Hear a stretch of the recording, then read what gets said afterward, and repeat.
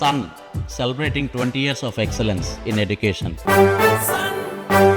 ఇటువంటి పవిత్రమైన భారతదేశాన్ని అమ్మటానికి విచ్ఛిన్నం చేయడానికి కుట్ర పన్నిన వీడు ఎట్టి పరిస్థితుల్లోనూ ధనబలం వల్ల గాని లేక పలుకుబడి వల్ల గాని తప్పించుకోకూడదన్న ఉద్దేశంతోనే నా కొడుకుని నో ఐఎమ్ సారీ ఈ దేశద్రోహిని కాల్చి చంపాను. ఒరేయ్, ఇన్నిసార్లు నన్ను అడిగే కన్నా ఒకేసారి నన్ను షూట్ చేయండి రా.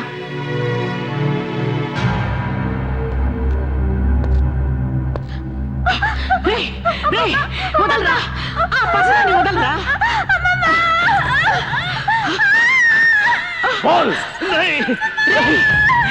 దాన్ని వదిలేయండి రా, దుర్మార్గులారా, దాన్ని ఏం చేయకండి రా, వదిలేయండి రా.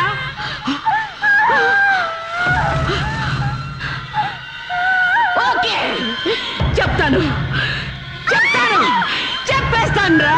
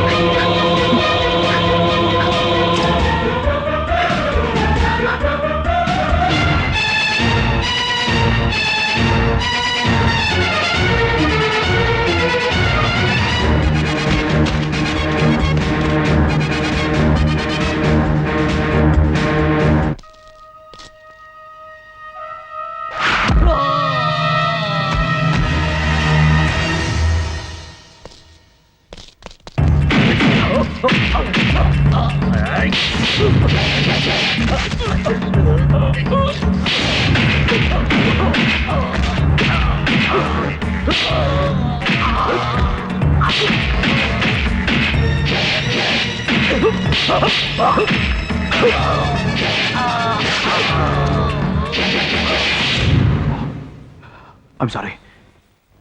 Down! Look, వీళ్ళని జాగ్రత్తగా చూసుకో, ఓకే? బాబు, మనం కష్టపడి కనిపెట్టిన రాకెట్ ఫార్ములాని వీళ్ళు విదేశీయులకి చేరేస్తున్నారు. ఎలాగైనా వాళ్ళని ఆపాలి. Please stop them, please.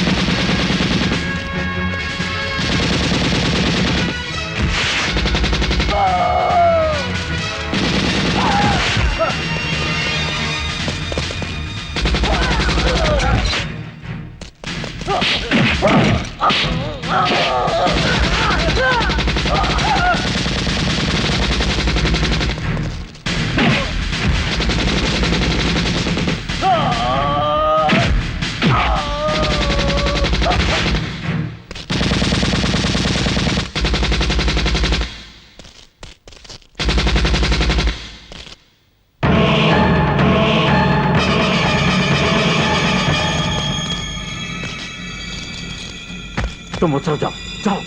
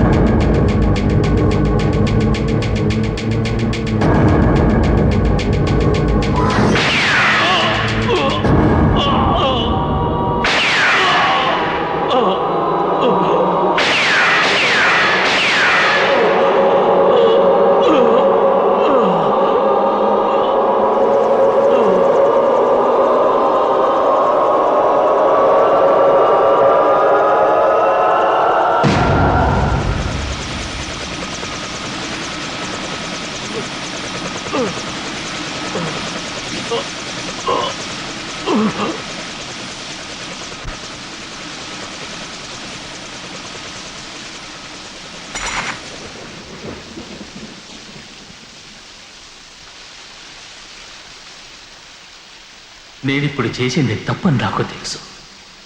చట్టాన్ని చేతుల్లోకి తీసుకోవటం ఇంకో తప్పని కూడా నాకు తెలుసు. కానీ వేరే దారి లేదు. మన చట్టంలో ఎన్ని పీనల్ కోడ్స్ ఉన్నాయో అంతకన్నా ఎక్కువ లోపాలు కూడా ఉన్నాయి. ఎవరు ఏ తప్పైనా చెయ్యొచ్చు. ఏ శిక్ష లేకుండా ఈ చట్టం నుంచి అతి సులువుగా తప్పించుకోవచ్చు. డబ్బుంటే, పవర్ ఉంటే. ఇందుకెన్నో ఉదాహరణలు ఉన్నాయి. దేశాన్ని కాపాడాల్సిన మంత్రి పదవిలో ఉండి కోటాను కోట్లు అవినీతితో సంపాదించి ఇవాళ ఏ శిక్ష అనుభవించకుండా సిగ్గు లేకుండా ఎదుటి వ్యక్తుల గురించి పత్రికల్లో ఇంటర్వ్యూలు ఇస్తున్నారు. దీనికి కారణం మన చట్టం. తను చేసిన అవినీతి నిరూపించబడి జైలుకు వెళ్ళిన తర్వాత తను జైల్లో ఉండి తన భార్యని ముఖ్యమంత్రిని చేసి తిరిగి రాష్ట్రాన్ని తన గుప్పెట్లో ఉంచుకున్నాడు ఒక రాజకీయ నాయకుడు. దీనికి కారణం ఏమిటి? ది సిస్టమ్ ఆఫ్ అవర్ లా.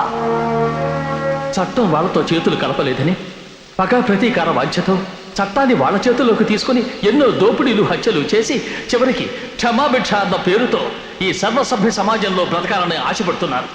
అదేమీ తప్పు కాదు. వాళ్ళు ఎన్నికల్లో రుచుంటున్నారు, ఎమ్మెల్యేలు అవుతున్నారు, ఎంపీలు అవుతున్నారు, ముఖ్యమంత్రులు అవుతున్నారు. అంతెందుకు, ఏదో ఒకరోజు ఈ దేశానికి ప్రధానమంత్రి అయినా ఆశ్చర్యపోవాల్సింది ఏమీ లేదు. ఇది ఈ చట్టంలో ఉన్న తప్ప, లేక ఈ చట్టాన్ని గౌరవిస్తున్న ప్రజల్లో ఉన్న తప్ప? నాకు తెలిసినంత వరకు ఈ దేశంలో ఒక గాంధీ కాదు, వందలు, వేలు, లక్షలాది మంది గాంధీలు ఉన్నారు. వాళ్ళందరి రక్తంతో, కన్నీటితో, త్యాగంతో కలిసింది ఇండియా.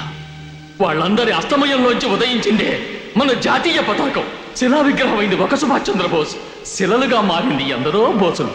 అటువంటి మహానాయకులందరి వల్లే ఇవాళ మనం అనుభవిస్తున్నామే స్వేచ్ఛ, స్వాతంత్ర్యాలు. right of speech, right of property, equality of status, liberty of talk, liberty of expression, belief, faith and worship. ఇవన్నీ వచ్చినాయి.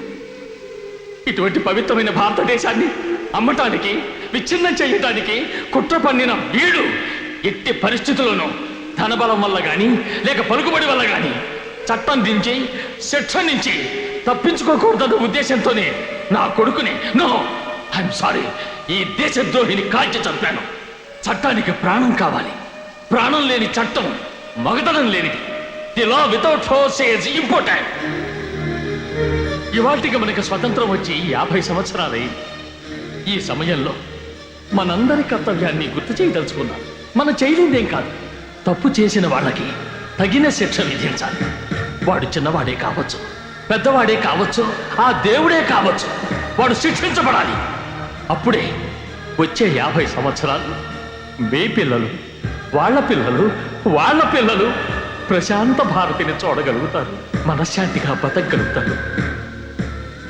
ఇదే నే ప్రతి భారతీయుడి కోరుకుంటున్నా నా కడసారి కోరిక. జై హింద్, జై హింద్, జై హింద్, జై హింద్, జై హింద్, జై హింద్.